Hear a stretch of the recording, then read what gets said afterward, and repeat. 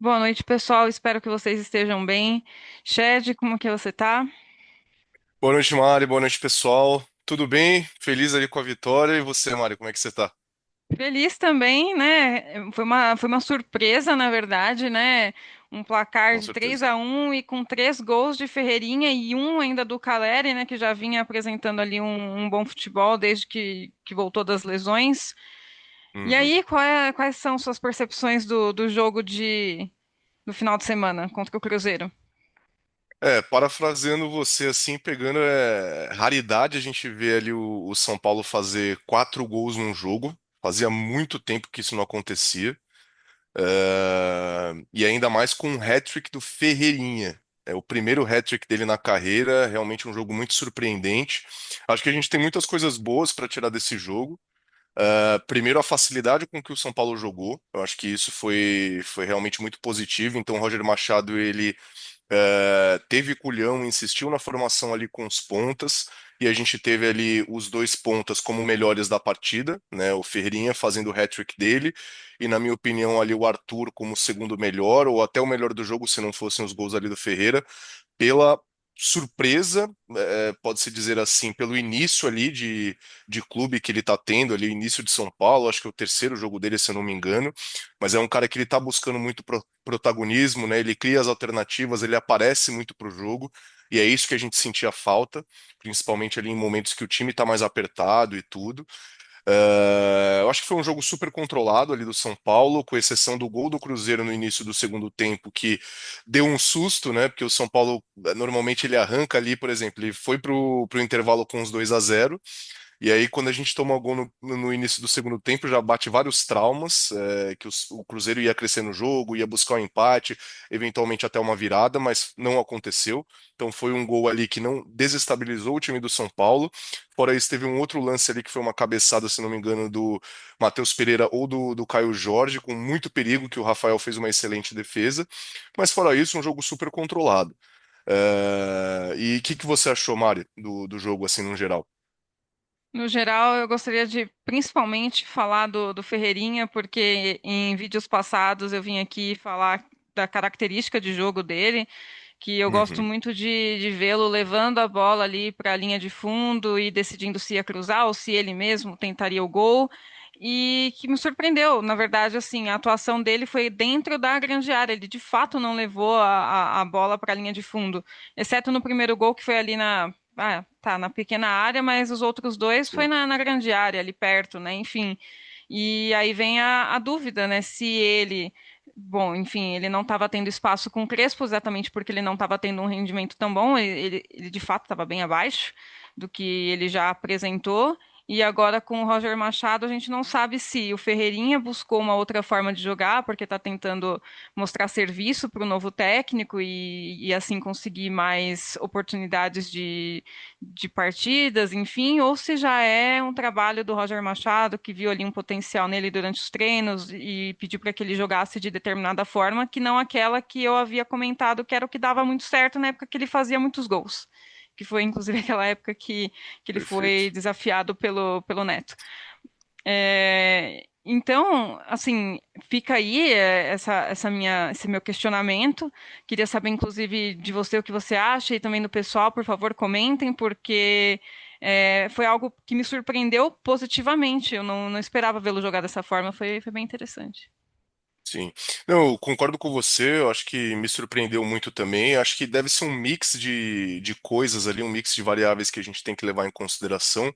Muito a questão ali do culhão, da insistência do Roger Machado na formação com os pontas, buscando dar liberdade para eles jogarem, né? Então a gente vê o Arthur flutuando muito dentro de campo, o próprio Ferreira teve muito espaço para jogar. Só que aí entram os pontos negativos que, como torcedores do São Paulo, a gente já está calejado e sempre vai trazer aqui para vocês, pessoal.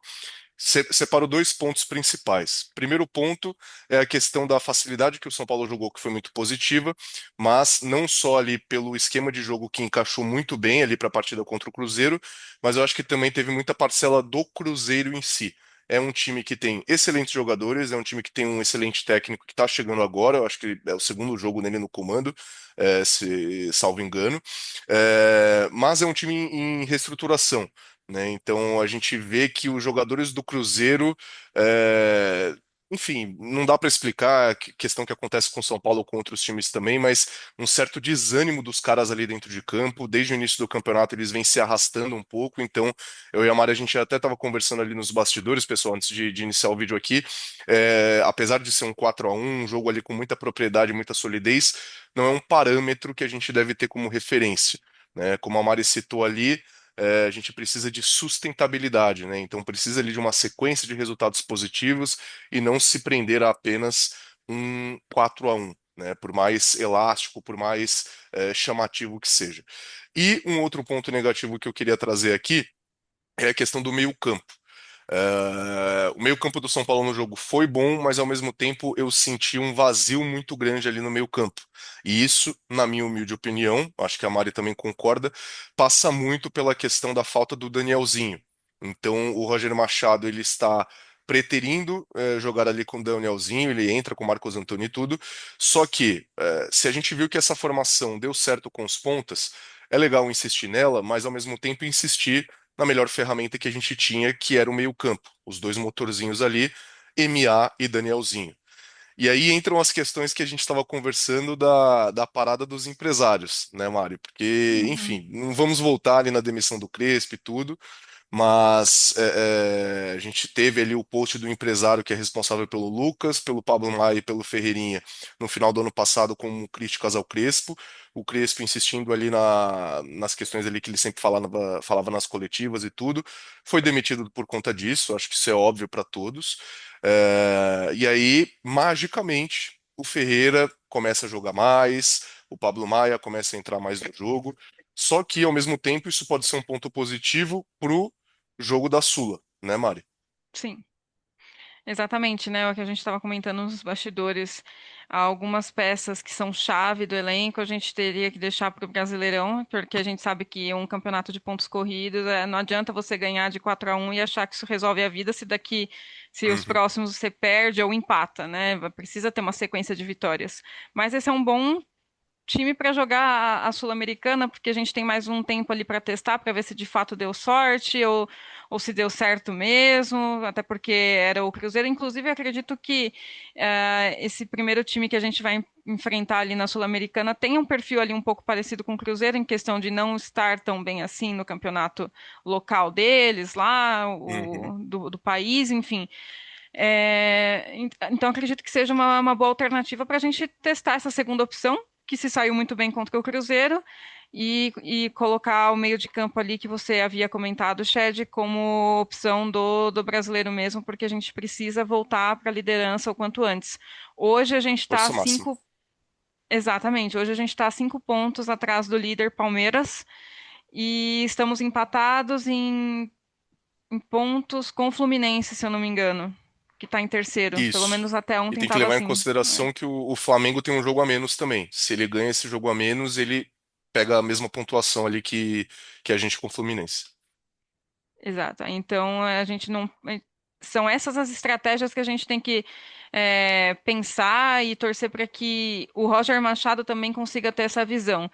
Porque a gente entende que ele chegando, ele vai querer ganhar algum campeonato do tipo, a Sul-Americana ou a Copa do Brasil, mas a gente também não pode despriorizar o brasileiro. Não adianta nada você ganhar um desses dois campeonatos e chegar ali na zona de rebaixamento. A ideia é não ser rebaixado lá e conseguir ir direto para Libertadores, se possível for, seja ganhando uma dessas competições ou ficando ali no topo da tabela do brasileiro.